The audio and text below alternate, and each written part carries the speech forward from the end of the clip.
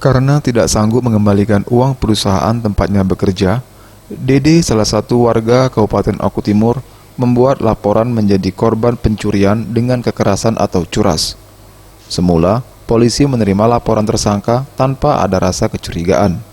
Namun, saat dilakukan penyidikan, penyidik Polres Oku Timur merasa ada yang janggal. Setelah diinterogasi lebih mendalam, akhirnya tersangka mengaku bahwa curas yang dilaporkannya adalah bohong.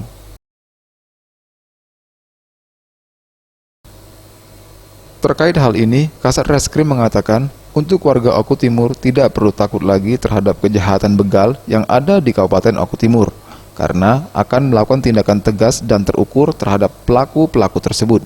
Dan pihak kepolisian Oku Timur berharap masyarakat jangan sembarangan membuat laporan terkait masalah apapun, karena setiap laporan atau memberikan keterangan palsu merupakan suatu tindakan pidana dan diancam dengan hukuman 7 tahun penjara. Yang paling keren juga ini ada kejadian yang sekarang ini yang baru yaitu 242, yaitu membuat laporan palsu. Membuat laporan palsu sendiri. Jadi sekarang ini dengan kronologis kejadiannya, yang bersangkutan coba membuat laporan bahwa habis di Gerandong atau habis dibegal di wilayah Oku Timur.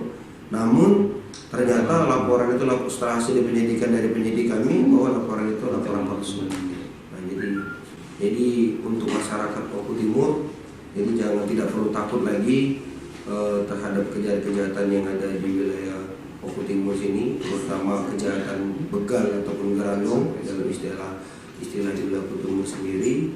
Jadi jangan pernah takut lagi. Jadi kita akan melakukan tindakan upaya tegas dan terukur, kepada pelaku-pelaku tersebut. Dan juga untuk pelaku pemalsuan sendiri, harapan kami masyarakat jangan sembarangan membuat laporan terkait masalah apapun kejadian itu. Karena apa? Setiap laporan ataupun memberi keterangan palsu itu adalah merupakan suatu tindakan pidana.